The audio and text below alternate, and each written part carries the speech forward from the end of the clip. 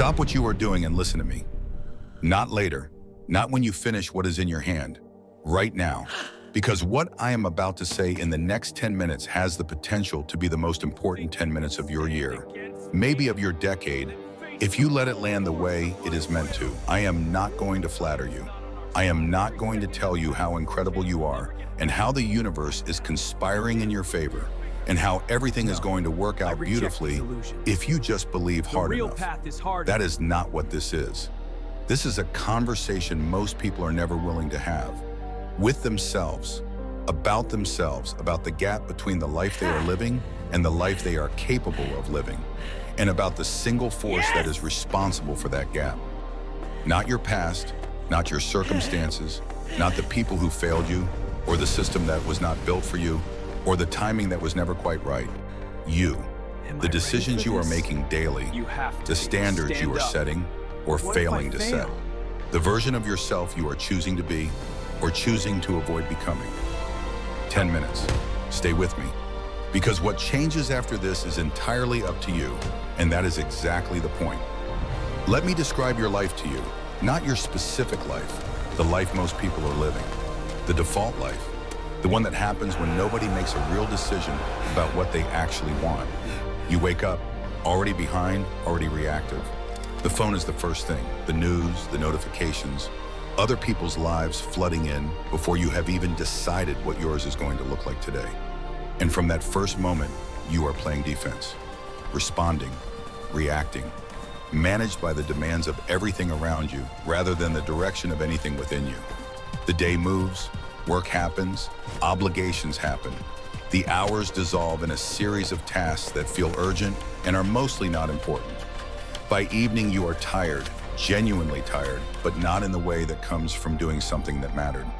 Tired in the hollow way that comes from being busy without being purposeful. Exhausted by motion that went nowhere. And then the numbing. The screen, the scroll, the show, the snack, the slow, comfortable slide into the part of the night where you are neither resting nor living. Just suspended, just waiting for sleep to arrive so the whole cycle can begin again tomorrow. Sound familiar? Of course it does, because this is not a description of failure. This is a description of the average, the well-functioning, socially acceptable, completely unremarkable average that most people have confused with a life.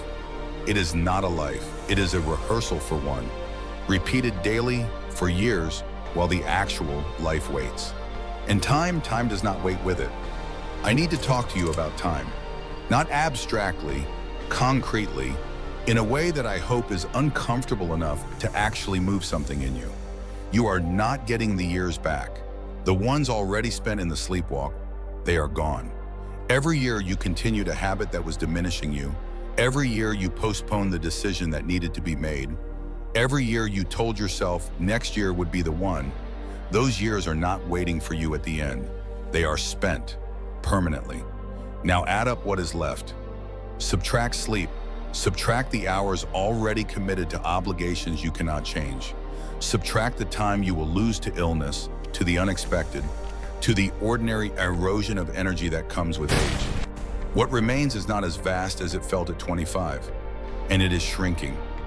Every single day, without pause, without mercy, without the slightest interest in whether you were ready to use it. I am not saying this to frighten you.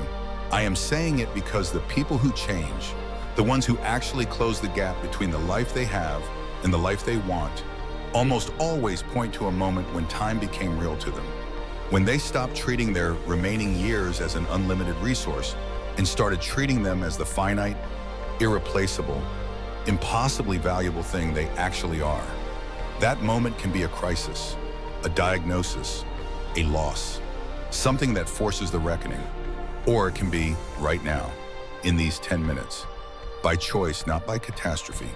Choose now, while you still can choose. Here is what actually changed a life. Not a plan, not a strategy, not a new habit tracker, or a morning routine borrowed from someone else's biography. A decision. A single, clean, unambiguous decision about who you are going to be from this point forward, made with enough clarity and enough conviction that it does not require daily renegotiation, that it does not expire when the motivation does, that it holds its shape under pressure, under fatigue, under the accumulated weight of ordinary difficulty. Most people have never made that decision. They have made intentions. They have made resolutions. They have made optimistic statements about the future that were really just feelings dressed in the language of commitment. But a real decision, the kind that actually bends the trajectory of a life, is a different animal entirely. A real decision burns the bridge behind it. It does not leave the old way available as a comfortable retreat when the new way gets hard. It does not allow for the negotiation that the undisciplined mind will immediately begin attempting. It says, this is who I am now, not who I am trying to be, not who I hope to become, who I am starting here, starting today. What is the decision you have been circling? You know what it is, the thing you have thought about 1,000 times and started 100 times and abandoned at the first serious difficulty. The commitment to yourself that you have been treating as optional because the consequences of breaking it only showed up on you. Make it now, not after this video. Now, in the next 60 seconds, before the feeling passes and the mind begins its negotiation. Make it like you mean it, because the life on the other side of that decision is not a fantasy. It is built. One day at a time, from that single moment of clarity, forward. Think about a river. A river does not ask permission to reach the ocean. It does not wait for ideal conditions. It does not stop at every obstacle and reconsider whether the journey is worth it. It moves continuously, relentlessly, around every rock and through every canyon, cutting new channels when the old ones are blocked, wearing down stone not through force but through the absolute refusal to stop moving. Now think about a stagnant pool. Same water, same potential, no direction, no outlet, no movement. And because there is no movement, no oxygen, no life, just still, warm, slowly degrading water that once had the same origin as the river and arrived at a completely different destination, not because of what it lacked, but because of where it stopped. You are water. You were built to move. You were built to cut channels, to navigate obstacles, to wear down the stone that stands between where you are and where you are meant to be. The only question is whether you are a river or a pool, whether you are moving or standing still and calling it patience. The ocean does not come to the pool. The river reaches the ocean. That is the only direction this works. Move.